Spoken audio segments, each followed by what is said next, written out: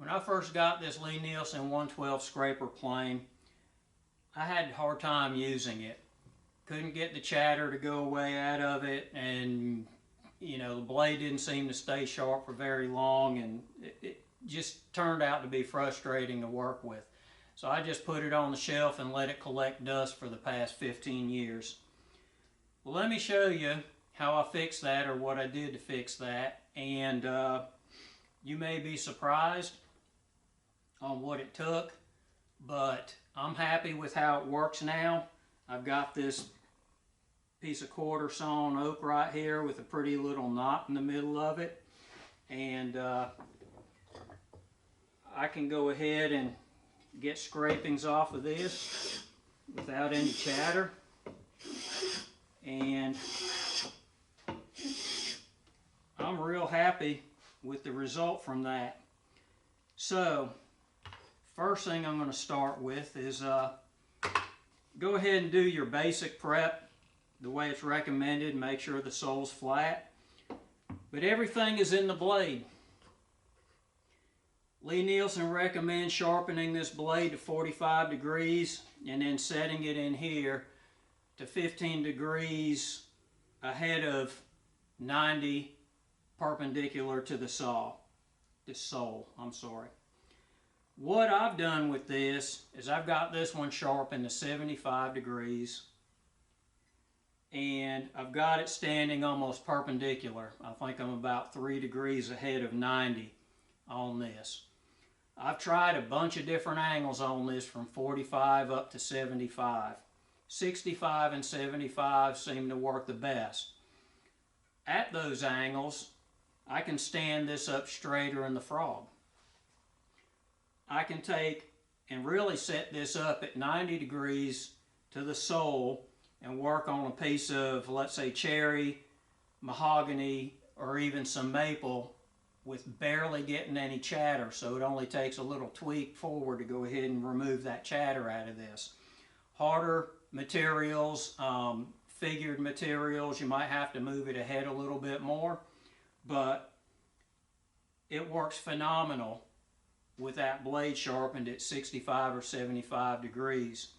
The other thing I found out, that sharpening it, I didn't need to go ahead and polish that bevel up to an 8 or a 16,000. I've tried them, but what I found was that the finish on the material was just as good just sharpening this to 1,000 grit, which saves time on going from the tool, freshening the edge, and going back to work.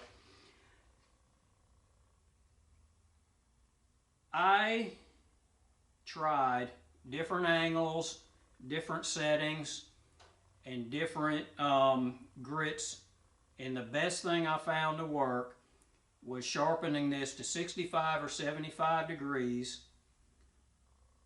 only going 1,000 degrees to freshen up the edge, and then going back to work, and keeping this as perpendicular to the sole of the plane as you can.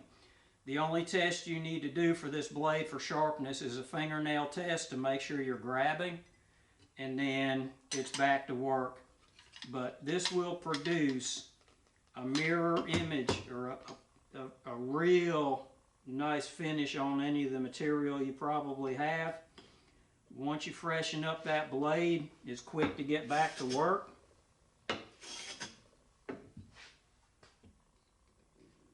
And this has turned out to be a pleasure to work with.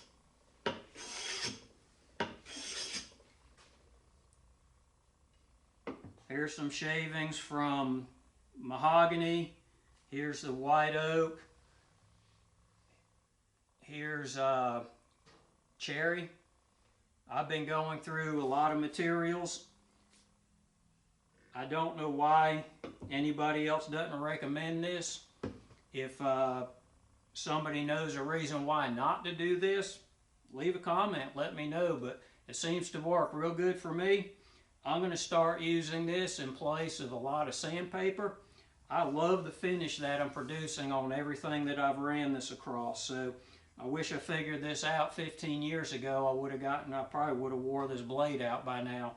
So let me know what you think. If you've got one of these and you're having trouble with it, go ahead and give it a try. I'll show you what I do to go ahead and get this blade to 65 or 75 degrees. What I do is I've got this freestyle edge angle block that I've been working on, and this is made to go from 10 degrees to 50 degrees in 1 degree increments. What I realized when I was experimenting with this blade was that I could flip this up on an edge right here, and if I use a 25 degree angle on here, I'm at 65 right there. If I go ahead and hit the 15 degree edge, I'm at 75 degrees. That's what I have this blade set at right here. So if I take my diamond plate, I can go ahead and set this on here, and what I found was, don't go with the traditional approach to sharpening this blade on a stone and by pushing it forward. What'll happen is, at that steep angle, you'll catch and you'll want to nosedive. What I found was, if I go ahead and I set this and I pull it towards me, that gives me a lot more control over, one, maintaining this angle I want to keep, and then I'm not so apt to go ahead and pull it forward and catch it. The other thing is just going to this 1000 grit stone, is I'm not traveling through a bunch of stones and giving myself a chance to go ahead and catch something and ruin the edge I'm working on. But like I said, I see no difference. This blade cuts just as good at 1000 as it does 8000 and 16,000. These aren't going to last long. This edge is not going to last long scraping. So the quicker you can freshen up that edge and get back to work, the better off you're going to be with producing a finish on that piece. So like I said, I can set this on here, go ahead and set my angle, and what I do is I just skew it across and go back and forth and travel down the edge of this until I've gotten this edge back to where it's catching my fingernail, and I can go back to work, because I know it won't be long before I got to visit that stone again. So that's what I discovered. This may be helpful information for you if you have one of these laying around, you gave up on it. Don't give up yet. From what I understand, I think I paid about $200 for this one, and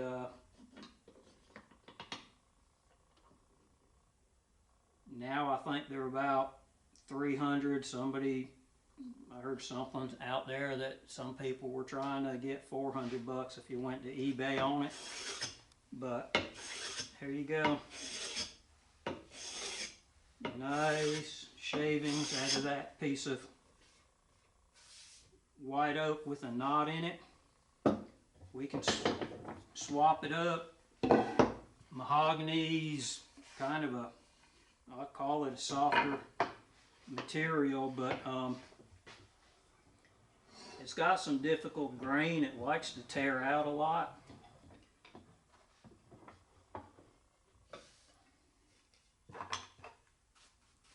We'll give it a couple passes.